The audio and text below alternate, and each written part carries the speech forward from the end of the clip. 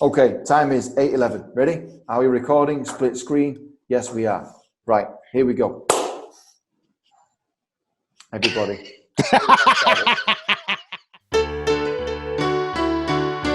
How do we start it last time? We're off. I'll do it like a millennial. Ready? Do an intro. What's up? What's up, mega fans from One Off Comedy? This is One Off Comedy. Boom! Look at that. I feel fake already. Yeah, I don't want to do this podcast now. Yeah. All right. Like, you've put me right off. Right, we'll start again. Ready? Yo, what's up? What's up? Oh, that's even worse, mate. Don't do that. Jesus Christ. It suddenly got creepy. Welcome to One Off Comedy. You did well last time. Come on, bring it in. Bring the energy. All right, I'll bring it in. Ready? Here we go. So this is going to be an epic podcast. We've got 1 hour to record this. Boom. You ready, people? Yeah, now you look like you've got a major coke problem. But carry on. Yeah. It's fine. Well, this is a podcast about, it's episode 3, people. Wow. Yeah, deep. Feels like it's been a lot more. Let us take a moment to take a moment to what? Remember the highlights. Yeah. It's like it's a difficult third podcast, is what you're trying to say, isn't it? No, this one's an interesting one. This is all about comedy.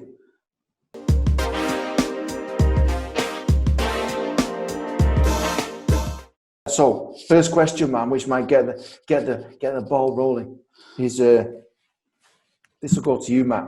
When did you realise you wanted to become a stand-up comedian? Oh, right. I didn't realise. I was at home and I was depressed. I broke my neck skydiving and I was just falling into a fit of depression and morphine. And a friend of mine was a stand-up comic and she said, look, why don't you try this if you want to get your kicks that way? Because I wasn't allowed to skydive anymore. So I went along to this like open evening with Amuse Moose just to check it out. Yeah, and I signed up and I did an Amuse Moose course with Colin Owens. He won Jimmy Carr's Comedy Idol. James Mullinger, it's one of the biggest comics in... he wrote Comedian's Survival Guide. He wrote that film. No way. Ed Axel, Joey Page. Yes. Yeah, nice. just started. Then as a course, then what was the course? It was with. Have you heard of Logan Murray? No. Yeah. Yeah. So it was with him. It was like a 10-week course, and it was all right. It was in Chris Evans's local, so we'd go downstairs afterwards, and you'd stand next to Chris Evans and his mates and get shit-faced, basically. Yeah, it was quite nice. And it was quite fun. I met some really nice people. I had a laugh, tried stand up for a bit, and then left and went and earned some money. Yeah. And then I read that Jimmy Carr worked really hard for 2 years and was earning $2,000 on a Saturday night at the Comedy Store.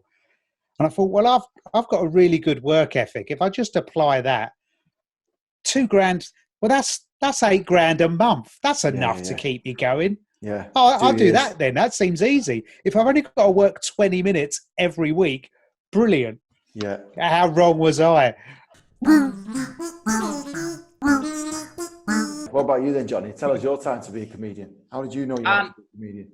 I saw somebody on like Cromer Pier when I was little, and I kept telling jokes when my dad was driving us home afterwards. But I really wanted to be a comedian. I just really, when you watch a comedian and you come away and you just try to start impersonating them, and none of us has had that in our careers. But they're generally. But then years later, when my brother, I think it was my sister's birthday, when we were all adults, and my little brother had started doing comedy, and the whole family were obsessed with him doing comedy. And I was like, I'm much funnier than you, so I started doing it. Basically. And then what happened to your brother then? Did he do it? I mean, he's done it on and off, but he lives in Norwich. I mean, it's very hard to stand out. Give me his email address. I'll book him for a couple. Really? Okay. It'll be like a Johnny Wardlow with a clean slate without all the bitterness between us. It'd be brilliant. Yeah. Yeah, you can see You'll probably get on with him better than me. I love Johnny Wardlow. I don't know what his attitude's about tonight. Well, my attitude is fine. You got your pen and paper, Johnny? No, because I wasn't told to have a pen and paper. Because you're very reticent on the fucking instructions, weren't you, Johnny? This is why I don't do Zoom parties, because I don't do them with my family, and I actually like my family. But like now I'm doing one with you guys. Go on then. What's the first question of the quiz, Quizmaster? I don't like What that. round attitude. is it? You don't like that? Young I Matty Ross. To be honest, Rick, I don't care. That's my response. I couldn't give a fuck, mate. No, I'm saying a level of annoyance, not how good it is. Okay. It's easy. Look at you. But yeah, I'm very pissed off. I've tried to go for a run. I kind of wish I had now. I might have been washed out to sea. That would have been nice. Can I just say at this point, 10 questions is a bit much. Like, we could have done this in 5. Well, 10. I'm fucking sorry we didn't come to production meetings, did we? Well, you know, I'm just saying, how long is this fucking podcast? Yeah. Anybody actually watching this now should probably just turn off. Quit while you're ahead. That's as good as this is going to get. It's going to be more abuse at Ricky's room. Matt's going to bring out more and more elderly products. Here's my wheelchair. Oh. So I am going to be taking a point off Johnny as well. So Johnny's on 3 points. Why am Yeah, Johnny has got 3 points. Why did you give my point to Matt? If you crack the scores one more time, you're getting muted and you're not coming back. Yeah. No, that's very racist, Rick. You can't say that. You should be sat in Matt's chair right now with comments like that. About outrageous.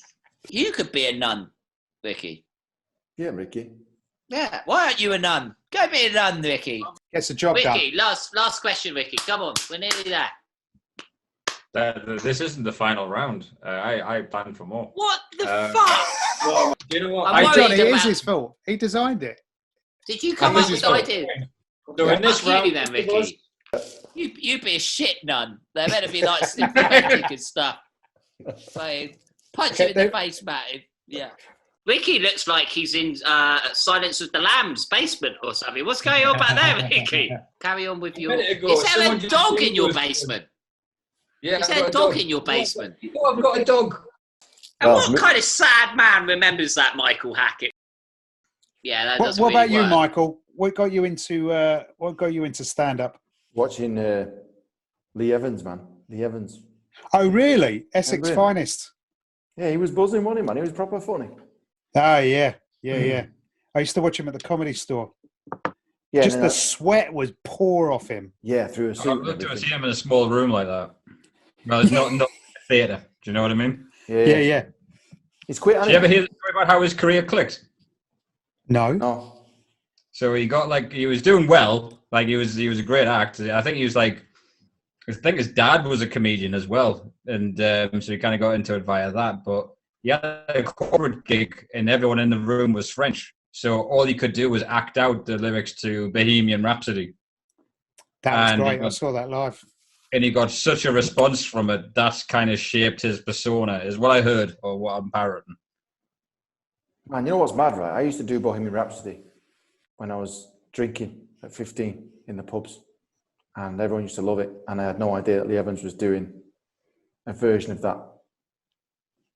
It'd be funny if I don't know who Lee Evans who. dropped you.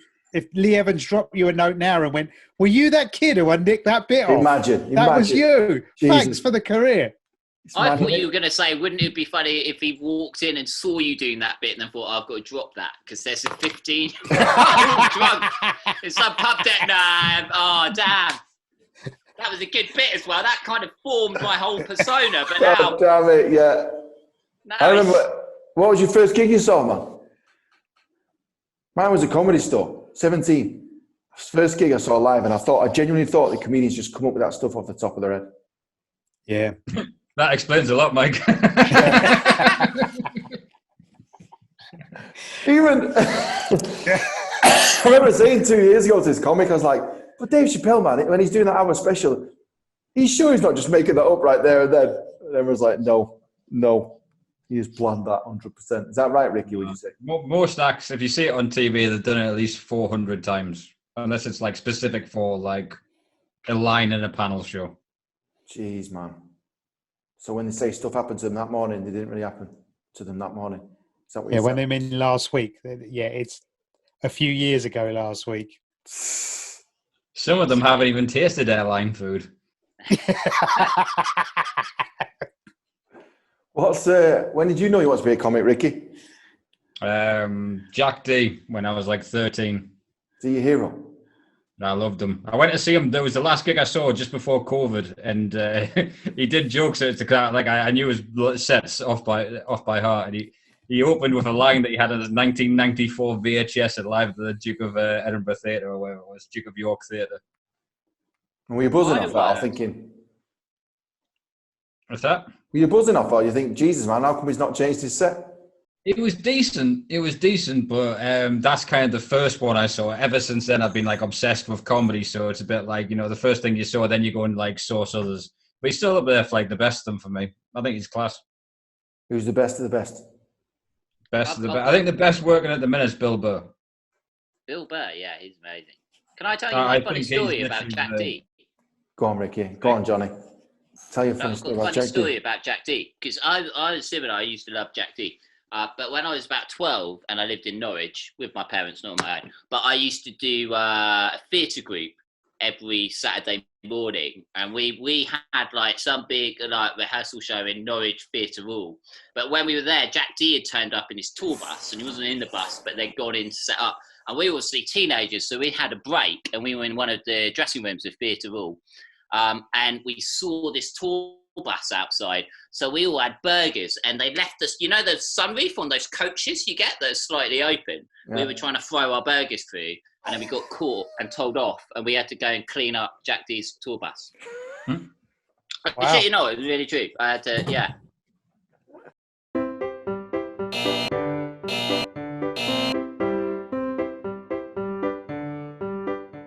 Apparently, Jack D used to like wear a bike helmet and walk out of the club if it had gone badly. So he wasn't recognised. He died on his arse. So I guess his persona wasn't always that miserable guy to start with, right?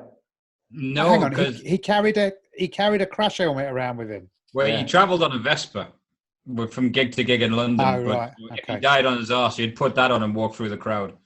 But his first, he got up during King Gong, and I think he told something in that miserable persona as kind of like, I think a guy on before him, the story goes, was like doing jokes about being Russian, something like that. And he says, is anyone in here Swedish? And they went, no. And he went, well, that's my set, fuck then. Or something like that. Something kind of, because his opening line for years was kind of, they all go wild for Jack D. And he gets on the stage, he goes, thanks. I mean, you didn't know I had a headache.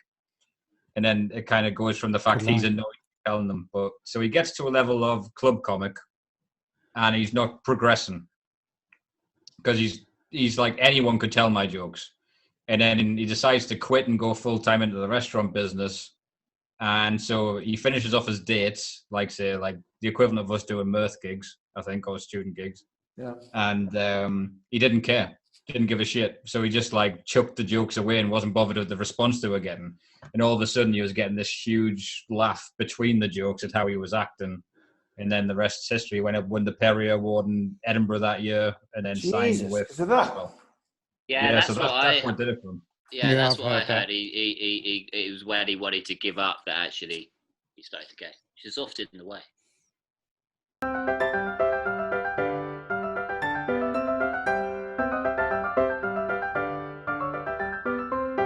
Johnny, how many times you quit? I don't think I'm ever going to quit. I think You never quit, ever? It's I've spent so long and I've had so many awful experiences doing this that it just seems, it's terrible. I'll tell you another story. I used to run nights in Brighton and I can't drive.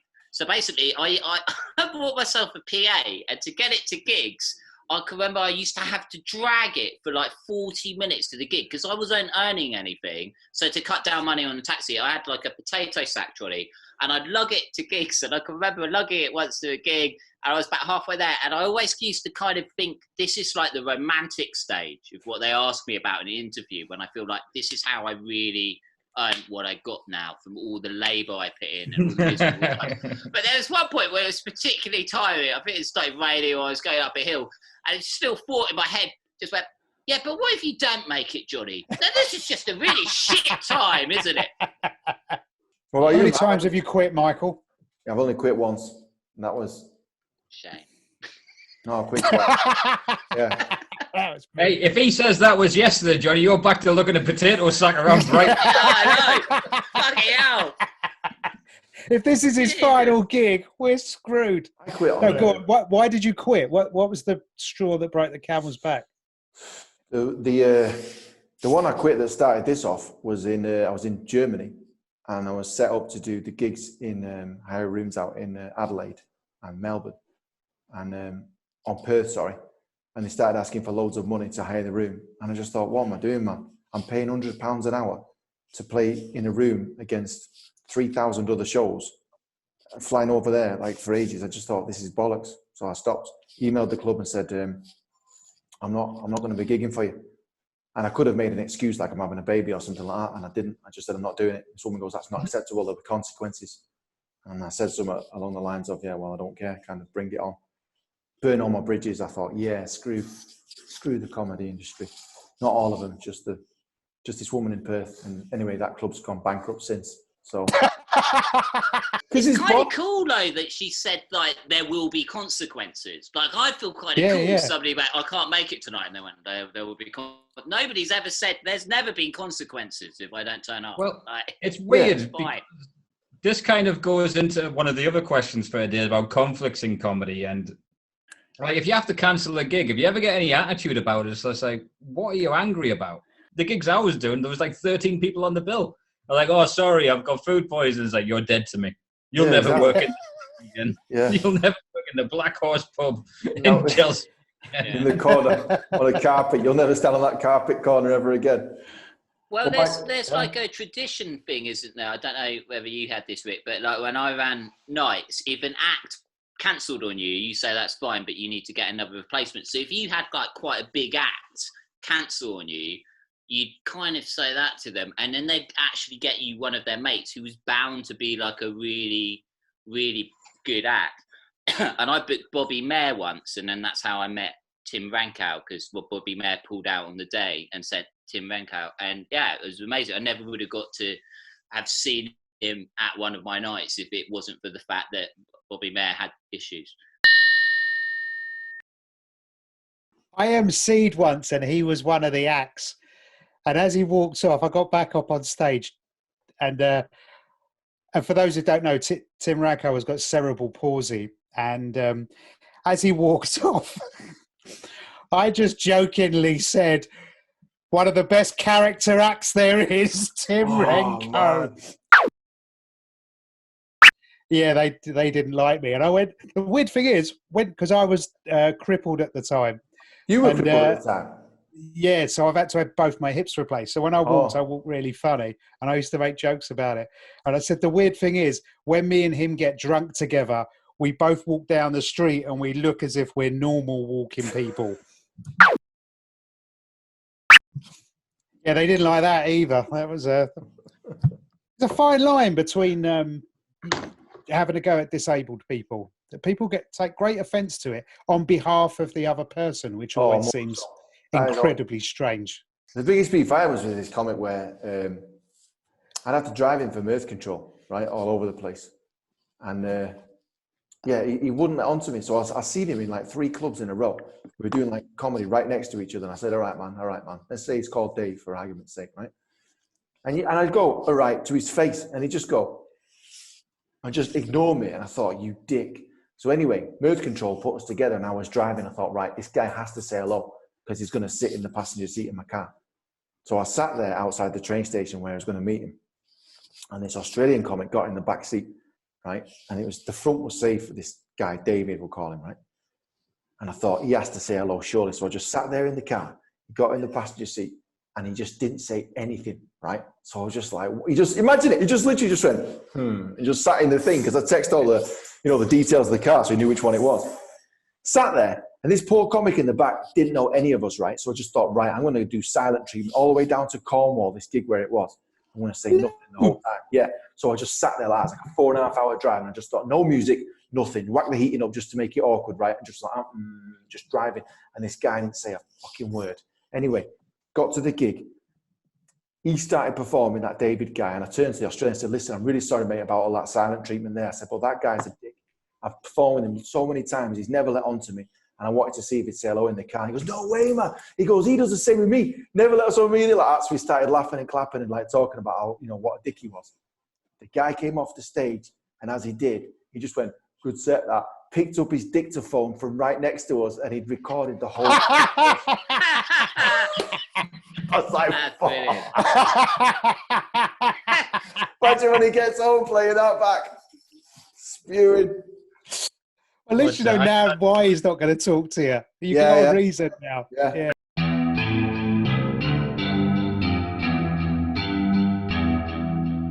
What about you, Matt? Have you fell out with I did a gig on a boat years ago, and it was you know when you do an awful fucking gig that's not even a gig, and it was on a boat, and it was meant to go around the marina, and then we were all going to kind of do comedy and have drinks, but apparently they didn't have a license to sell booze out at sea or whatever. I don't know what the law is, so we had to stay moored up in the marina on this tiny little tugboat, and it had one of those, you know, those microphones that you used to get, with big chunky plastic ones that just patched in, radioed into like the PA on this shit boat. Boats don't have good PAs, but it was like that. So we're doing this gig, and it was fucking awful. Like, they were just, the person that promoted it hadn't promoted it properly, so it was just all her friends, and she was a real drunk, so they were all just drunk druggies.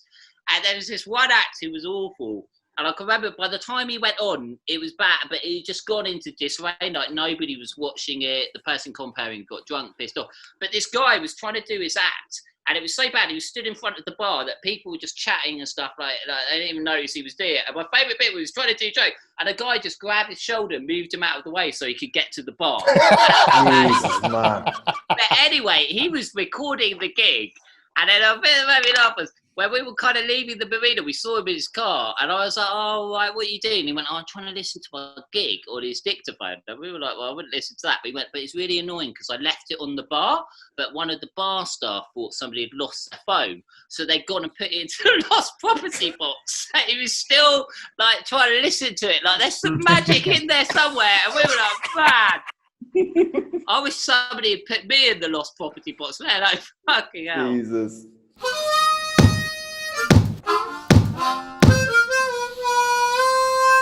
Did you hear that one of, what was it? The worst comedy club in London, right? Fairship. Yeah, and I think it was the guy that ran that. He was giving Brian Damage. Yeah, I think it was him, right? It might be him or someone else where he's giving a gig up north for like 50 quid. And he drove all the way up there.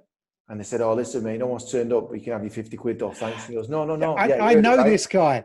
This is a true story. I know this guy, yeah. He's called Jimbo. Yeah, did he tell you the story then? He did. So, because I asked him about it. So basically, he does a gig, I think, in Plymouth, right? Yeah. He drives back from Plymouth and basically eventually gets back to London, gets a few hours sleep, and then there's a comedy gig in Newcastle, and it's a competition. So he's meant to meet a load of other comics, but it's snowing. So they all cry off because they're like, look, we're not going to go up to Newcastle. So he drives up there on his own. He gets there and the landlord of the pub says, look, no one else has turned up. Just have the 50 quid. Yeah. And he went, no, I've got to do my act. And he went, no, you're all right, mate. There's no audience. There's no nothing. And he went, well, no, you can't just give me 50 quid. That's not on. I've got to earn it. So he does his time. And then the landlord goes, I ain't fucking paying for that.